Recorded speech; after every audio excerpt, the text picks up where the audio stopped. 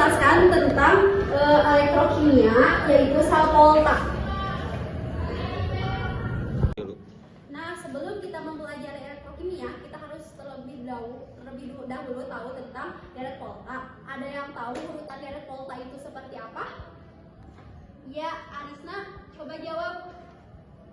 Izin menjawab, di sini saya akan menyebutkan deret volta dengan teknik yang mudah diingat dan dihafal yang telah diberikan oleh guru kimia saya, yaitu Bapak Dadan Hamdani, yaitu Kabacana, Mang Ali, minta ZN dan CR, pedah, Koni, senang, PB, hari Sabtu, bila cuaca hangat, Agus, pantang, aus.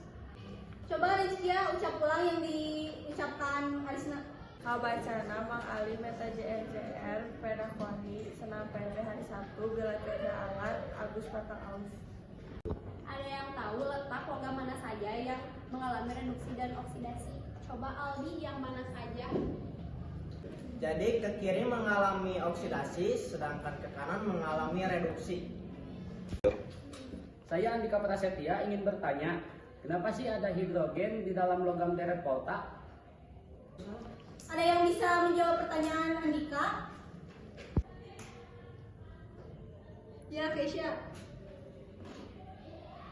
Jadi fungsi atom hidrogen itu untuk memisahkan atom logam yang nilai S-nya negatif sama nilai S-nya positif. Jadi yang di sebelah kiri atom hidrogen itu nilai S-nya semua negatif dan yang di sebelah kanan semuanya positif. Nah, kemarin kan sudah dibahas nih elektrokimia sama Pak Dadan. Di sini apakah ada yang masih ingat pengertian elektrokimia?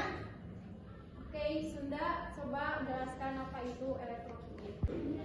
Pengertian elektrokimia adalah bagian dari ilmu kimia yang khusus mempelajari hubungan antara energi kimia dengan energi listrik atau sebaliknya.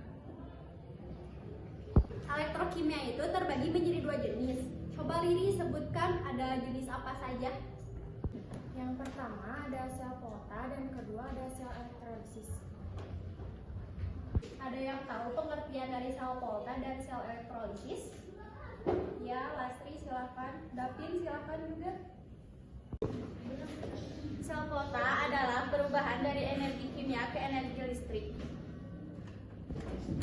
Izin menjawab, sel elektrolisis adalah perubahan energi listrik menjadi energi kimia yang terjadi karena adanya arus listrik.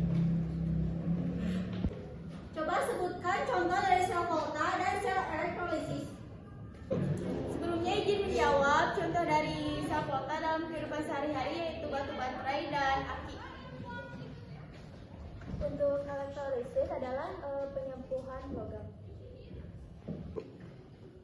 Agar kalian memahami konsep sel volta, perhatikan gambar di sini. Sel volta dapat dirancang menggunakan dua tempat atau dua wadah, di mana masing-masing tempat atau wadah ini sebagai setengah sel. Setengah sel tempat terjadinya reduksi dan oksidasi. Kemudian pada masing-masing kedua tempat ini berisi larutan elektrolit. Contohnya pada tabung sebelah kiri berisi elektrolit ZnSO dan mengandung ion Zn2+ dan SO4 2-. Dan pada tabung sebelah kanan berisi larutan elektrolit CuSO4 dan mengandung ion Cu2+ dan SO4 2-. Selanjutnya, kedua elektrolit ini masing-masing dicelupkan elektroda yaitu elektroda Zn dan Cu. Apakah di sini ada yang tahu elektroda Zn sebagai apa dan kutubnya apa? Ya, silakan Tia. Kutubnya yang di sebelah kiri itu Zn, kutubnya itu negatif yaitu anoda, dan yang sebelah kanan adalah Cu, kutubnya positif yaitu katoda. Nah, selanjutnya kedua elektroda ini dihubungkan melalui rangkaian luar bersama voltmeter. Apakah ada yang tahu fungsi voltmeter di sini? Ya, silakan Bunga. Voltmeter berfungsi untuk mengukur tegangan yang dihasilkan dari proses redoks pada sel volta. Coba Najwa sebutkan ulang yang diucapkan Bunga.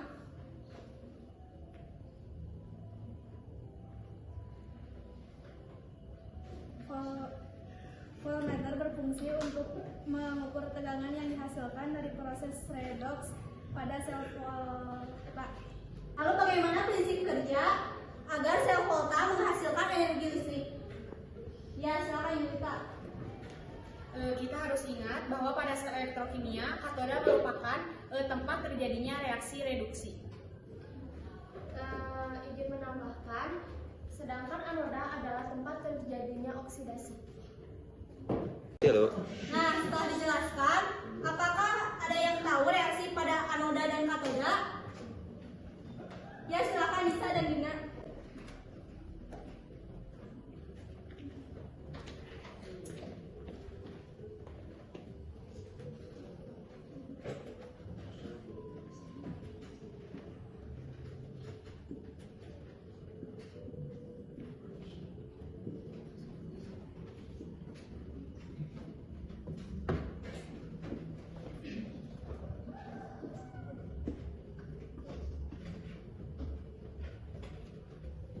ZN yang dihasilkan akan bergabung ke elektrolit janin SO4 dan elektron akan mengalir pada katoda melalui kawat.